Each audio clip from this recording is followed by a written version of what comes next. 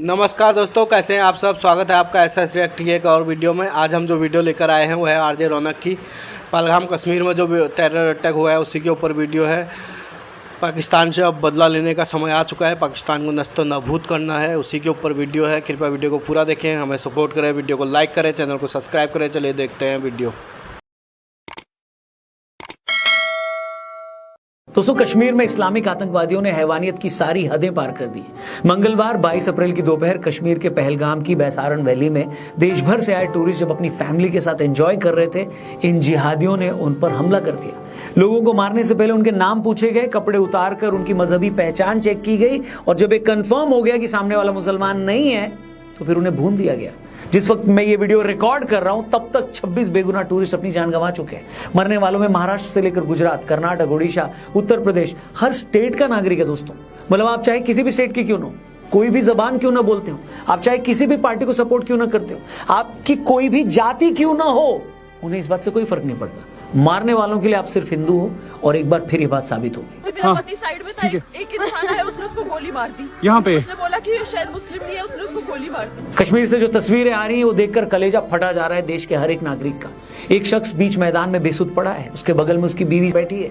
एक औरत जो कुछ देर पहले शिकारे में डल लेक घूमते हुए कश्मीर की तारीफ कर रही है, अगले पल उसके पति को भून दिया जाता है। जो लोग अपने बच्चों के साथ घोड़ों पर वैली के नजारे की सैर कर रहे थे, उन्हें वहीं पर खत्म कर दिया गया उनके बच्चों के सामने। हर हिंदुस्तानी की तरह मेरे मन में भी बहुत गुस्सा है। समझ नहीं आ पा रहा है क्या कहूं क्या नहीं कहूं। समझ में नहीं आ रहा है कि इस हमले के लिए उन पाकिस्तानी या लोकल आतंकियों को कोसूं जिन्होंने उन लोगों को, मासूमों को मारा, या सरकार को कोसूं जो अपने ही लोगों को सिक्योरिटी नहीं दे पाई। लेकिन मैं दावे से कह सकता हूं दोस्तों कि भारत दुनिया में शायद इकलौता ऐसा देश होगा जहां की मेजॉरिटी पॉपुलेशन को उसी के एक राज्य में सिर्फ उसके धर्म की वजह से कत्ल कर दिया जाता है। क्या आप कल्पना कर सकते हो, इमेजिन कर सकते हो कि पाकिस्तान या बांग्लादेश में किसी मुस्लिम को इसलिए मार दिया जाए क्योंकि वो मुस्लिम है, या अमेरिका या ब्रिटेन के किसी स्टेट में किसी क्रिश्चियन को सिर्फ इसीलिए मार दिया जाए क्योंकि वो क्रिश्चियन है। लेकिन अफसोस, पूरी दुनिया में भारत ही एक ऐसा देश है जो हिंदू मेजॉरिटी है। बावजूद इसके उसी के एक स्टेट में हिंदुओं को उनके धर्म की वजह से कत्ल कर दिया जाता है। इसके बावजूद नैरेटिव क्या बनाया जाता है कि हिंदू तो ऑपरेसर है, अपने देश में माइनॉरिटी को दबा रहा है। ये तो इस्लामोफोबिया हो गया इनको, हद है यार। जिस बंदे ने मेरे पति को मारा ना, वो वही जा रहा था। मैंने उसे बोला मुझे भी मारो, मेरे सन में भी बोला, तो उसने हमें नहीं मारा, उसने बोला मोदी को बोलो। पहलगाम में हिंदू टूरिस्टों पर किया हमला कोई साधारण हमला नहीं है, न ही कोई आखिरी हमला है। आपको याद होगा पिछले साल जून में नरेंद्र मोदी जब तीसरी बार प्रधानमंत्री पद की शपथ लेने वाले थे तो उससे 1 घंटा पहले जम्मू कश्मीर के रियासी में आतंकियों ने कटरा जा रही एक बस पर हमला कर दिया था। हमला करने वाले टेररिस्ट ने बस के आगे आकर ड्राइवर और कंडक्टर पर गोलियां चलाई और दूसरा आतंकवादी किसी ऊंची जगह से बस में बैठे लोगों पर गोलियां चलाने लगा। गोली लगने के बाद ड्राइवर ने बस पर कंट्रोल खो दिया, बस 50 फीट गहरे गड्ढे में गिरी, 11 लोग मर गए। मरने वालों में एक 2 साल का बच्चा भी था। अब मैं आपसे पूछता हूं कि पहलगाम में फैमिली के साथ घूमने आए टूरिस्ट हो या रियासी में माता वैष्णो देवी के दर्शन करने आए तीर्थयात्री, इन लोगों का कश्मीरी समस्या से क्या लेना देना। लेकिन आप पहलगाम में लोगों का धर्म पूछकर उन्हें गोली मारते हो, रियासी में वैष्णो देवी के यात्रियों को गोली मारते हो। दोनों ही जगह आप हिंदू यात्रियों को टारगेट करते हो और फिर आप कहते हैं कि आप कश्मीर की आजादी के लिए लड़ रहे हैं, आपकी लड़ाई का मजहब से कोई लेना देना नहीं है। कुछ तो शर्म कर लो यार। पिछले साल ही अक्टूबर के महीने में सुरंग में काम कर रहे 6 बाहरी मजदूरों की गोली मारकर हत्या कर दी गई। 2019 से 22 के बीच अलग अलग हमलों में 9 कश्मीरी पंडितों की भी गोली मारकर हत्या कर दी गई। इसी तरह 5 अक्टूबर 2021 को श्रीनगर के प्रसिद्ध फार्मासिस्ट माखन लाल बिंदु की उनकी दुकान में घुसकर हत्या कर दी गई। उसी दिन पानीपुरी बेचने वाले वीरेंद्र पासवान को भी गोली मार दिया गया। उसी साल 7 अक्टूबर को सतिंदर कौर नाम की एक प्रिंसिपल की उनके स्कूल में हत्या कर दी गई। फिर 16 अक्टूबर को एक रेहड़ी वाले अरविंद कुमार शाह की भी हत्या कर दी गई। दोस्तों 2022 की बात करूं तो 2022 में आतंकवादियों ने एक एक करके कई कश्मीरी पंडितों की हत्या की। पहले इन लोगों ने रेवेन्यू डिपार्टमेंट में काम करने वाले राहुल भट्ट का कत्ल किया, फिर रजनी बाला नाम की स्कूल टीचर को मारा और फिर कुलगाम में बैंक मैनेजर की पोस्ट पर काम कर रहे विजय कुमार का भी मर्डर कर दिया। मतलब रेडी वाला हो, पानीपुरी वाला हो, बुजुर्ग दुकानदार हो, महिला टीचर हो, इन जिहादियों को किसी चीज से कोई लेना देना नहीं। अगर आप नॉन मुस्लिम हैं तो फिर आप मरने के हकदार हैं। ये लोग कश्मीरी और कश्मीरियत की इतनी बातें करते हैं लेकिन ये उन कश्मीरी पंडितों को भी कश्मीर में नहीं रहने देते जो इस धरती के मूल निवासी हैं। एक टाइम था दोस्तों जब कश्मीर में आए दिन पत्थरबाजी होती थी, जब पाकिस्तानी पैसे पर कश्मीर में अलगाववाद फैलाने वाले हुर्रियत के लोग हर दिन बंद करवा देते थे। तब कुछ लोगों का ये रोना था कि सरकार तो रोजगार नहीं दे रही है, टूरिस्ट यहाँ आता नहीं है, इसलिए यहाँ का यूथ, यहाँ का नौजवान नाराज है। लेकिन भाई आर्टिकल 370 हटने के बाद तो आज रिकॉर्ड तोड़ टूरिस्ट कश्मीर आ रहा है। पिछले साल ही 2,35,00,000 टूरिस्ट कश्मीर गए। लोकसभा और विधानसभा चुनाव में रिकॉर्ड वोटिंग हो रही है। श्रीनगर में फॉर्मूला 1 रेस हो रही है। G20 जैसे अंतर्राष्ट्रीय इवेंट्स हो रहे हैं। चिनाब नदी पर भारत के इंजीनियर्स ने दुनिया का सबसे बड़ा रेलवे पुल बना दिया है। दिल्ली से श्रीनगर तक सीधी ट्रेन चलने वाली है। कश्मीर की सड़कों पर पैलेट गन चलना बंद हो गई है। बच्चे रोज स्कूल जा रहे हैं दोस्तों। बावजूद इसके अगर इस तरह के हमले होते हैं तो आप ये समझ जाइए कि कश्मीर में आतंकवाद का न तो रोजगार से कोई लेना देना तब था और ना आज है। इस आतंकवाद की जड़ तब भी इस्लामिक जिहाद में छिपी थी और आज भी इसी में छिपी है। इसे किसी भी और नजर से देखना, इसके लिए कोई भी और रीजन ढूंढना या वजह बताना, खुद को धोखे में रखना है। आपको याद है ना वाजपेयी साहब के टाइम क्या हुआ था? मोदी को आप टफ टास्क मास्टर बोल लीजिए, लेकिन वाजपेयी साहब पीएम बने थे तब क्या हालात थे? उस वक्त आज से कहीं ज्यादा आतंकी हमले होते थे। सेना और सीआरपीएफ भी लगातार इनके खिलाफ ऑपरेशन चलाती थी। लेकिन अटल जी जब पीएम बने तो भारत सरकार ने शांति की पहल करते हुए रमजान के पाक महीने में इनके खिलाफ ऑपरेशन रोक दिए। आज भी कश्मीर में बहुत सारे लोग अटल जी की सरकार की उस पहल की तारीफ करते हैं, मगर उन सब के बदले में कश्मीर में आतंकवाद फैला रहे लोगों ने क्या दिया और क्या किया? आतंकवादियों ने अगस्त 2000 में पहलगाम में श्रद्धालुओं के जत्थे पर हमला करके 30 लोगों की जान ले ली। उस हमले में 60 से ज्यादा लोग जख्मी हो गए। अगले साल 20 जुलाई 2001 में अमरनाथ यात्रा पर शेषनाग में ऐसा ही हमला हुआ जिससे 13 लोगों की जान चली गई। इसके बाद 6 जुलाई 2002 में फिर से अमरनाथ यात्रा में नुआन बेस कैंप पर हमला करके 9 श्रद्धालुओं को मार दिया गया। इसके बाद अमरनाथ यात्रा पर ऐसा ही हमला 2017 में भी हुआ जब अनंतनाग में 8 श्रद्धालु मारे गए। एक पल के लिए हम ये मान भी लें कि कश्मीर में जो भी थोड़े बहुत लोग जंगे आज़ादी के लिए सब कर रहे हैं, मगर मैं पूछना चाहता हूं जंगे आज़ादी की कौन सी ये लड़ाई है जिसमें आप उन लोगों को मार डालते हैं जो आपके घर अपने ईश्वर को पूजने आए होते हैं, जो आपके शहर घूमने आए हुए हैं, जो आप ही लोगों को रोजगार दे रहे हैं।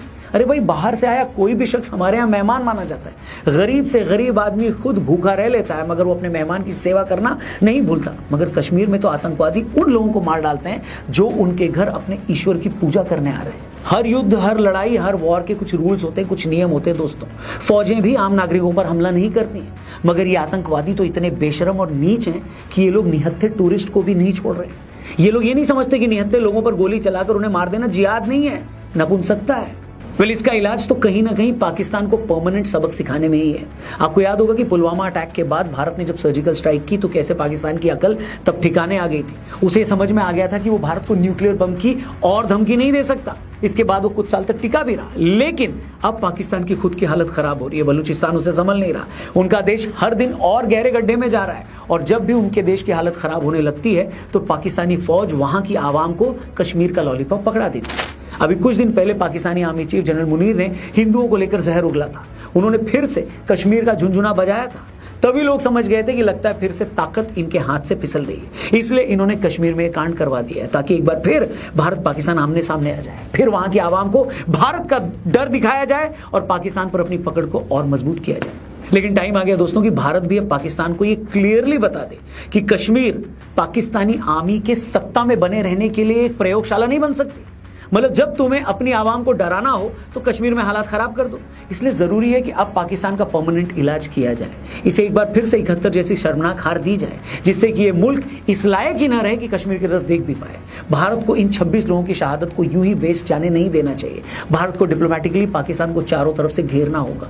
जो देश पाकिस्तान को फंडिंग देते हैं, जो उसे हथियार सप्लाई करते हैं, जो उसके खिलाफ होने वाले रेजोल्यूशंस पर चुप रहते हैं, उन सबको भारत को आईना दिखाना पड़ेगा। यूएन में, G20 में, ब्रिक्स में, हर इंटरनेशनल प्लेटफॉर्म पर पाकिस्तान का आतंकी चेहरा बेनकाब करना ही होगा। और सबसे इंपॉर्टेंट बात दोस्तों कि हमें अपने देश के अंदर बैठे उन लोगों को भी पहचानना होगा जो ऐसे आतंकवाद के लिए जमीन तैयार करते हैं।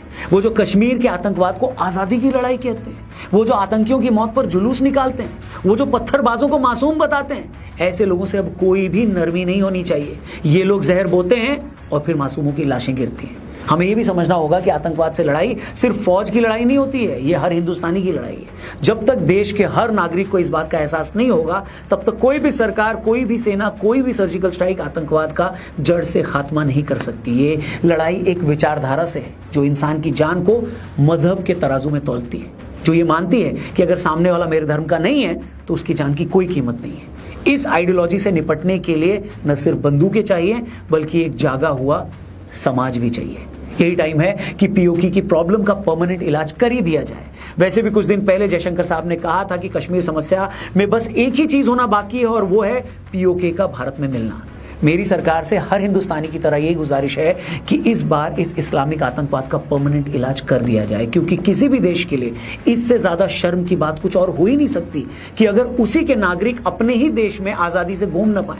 उससे ज्यादा दुख की बात कुछ नहीं हो सकती अगर उसी के मेजॉरिटी लोग अपने ही देश में अपने धर्म की वजह से मारे जाए। बस बहुत हुआ, अब ये सब रुकना चाहिए। एंड मैं बस यही कहूंगा दोस्तों कि कश्मीर में जो हुआ है वो सिर्फ एक हादसा नहीं है, वो एक चेतावनी है।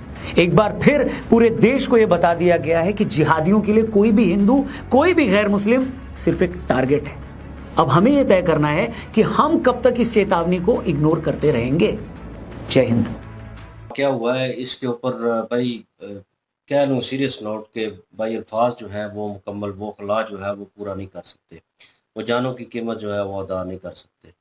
और हम जितना भी कंडेम करें हाली कंडेम ही होगा, क्योंकि उस कंट्री में बैठे हुए जिसका नाम मेंशन किया गया और ये टेरर अटैक हम बार बार कहते थे कि यार ये तंजीमें कर रही हैं और इनको रोकना चाहिए, पाकिस्तान को इनको हैंडल करना चाहिए और कोई ना कोई ऐसी चीज़ होनी चाहिए जिसके थ्रू ये चीज़ें जो हैं वो रुक जाएं।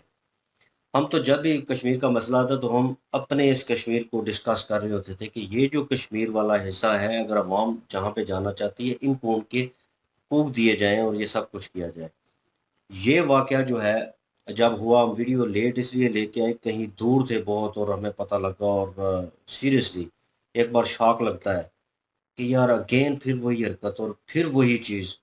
मतलब चाहते क्या है, क्या मुद्दा है? अभी आरजे रौनक भाई जो है बीच में मेंशन कर रहे हैं कि असल मुद्दा जो है वो इस चीज़ को लेकर नहीं है, किसी और विवाद को लेकर या मसला कश्मीर को लेकर या इस तरह की, वो मसला आ जाके इस चीज़ को हो रहा है कि हिंदू मुस्लिम वाला विवाद कि आप हिंदू हो, जैसे जिस तरह उनको तजलील किया गया, ठीक है, बेहुरमती की गई, मतलब कि उनके कपड़े उतारे गए, उनसे पूछा गया और मतलब अपने ही मुल्क में आपको इस तरह अनसेफ फील हो और आपके साथ इस तरह का एक्ट हो, मतलब 26 लोग जो हैं बेगुनाह उनको मौत के घाट जो है वो उतार दिया गया। और ऑन अ सीरियस नोट इसके ऊपर अल्फाज जो है ख़त्म हो जाते हैं और हम पाकिस्तान में बैठे हुए हैं, हम कह रहे हैं कि यार ये चीज़ जो है रुकनी चाहिए, रुकनी चाहिए।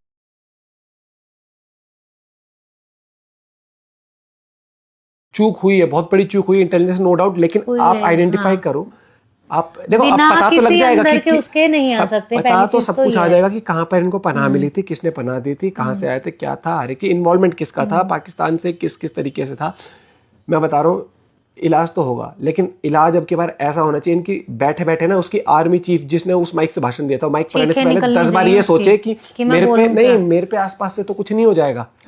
इतना डर होना चाहिए, डर बिठा दो कि उनके लोग जीते जी ये सोचे कि मेरे आसपास नहीं, घर से निकलने से पहले ये ना सोचे कि कोई कहीं से आके ये होना। अब मैं एक नॉर्मल सी चीज बहुत सही बोला कि एक इंडिया के लोग मेजॉरिटी में जो है, माइनॉरिटी की बात ही नहीं कर रहा मैं, मेजॉरिटी में जो है वही अपने देश में सेफ फीलिंग कर रहा है। सबसे बड़ी बात, आप टूरिस्ट कहीं घूम रहा है, कुछ हो रहा है, आप क्या कर रहे हो भाई यार? ऐसे नहीं, मैं ये इसको इस चीज से देखो ही मत कि हाय कश्मीर है वहां तो ये सब होता रहता है। अरे भाई कश्मीर में कोई वैसा उस पे नहीं है, किसी नेता है किसी उस पे नहीं हुआ कोई, मतलब जैसे आर्मी वाले, उसमें नॉर्मल कॉमन लोग जो टूरिस्ट होते हैं यहाँ पे, नॉर्मल ना तो वो पर्टिकुलर किसी मंदिर में जा रहे थे ना वो किसी यात्रा, चाहे मंदिर में जाए कहीं, अगर वो अमरनाथ यात्रा में भी जाते हैं, ये चीज हो ना कि यहाँ तो चलो ठीक है वो थोड़ा सा सेंसिटिव।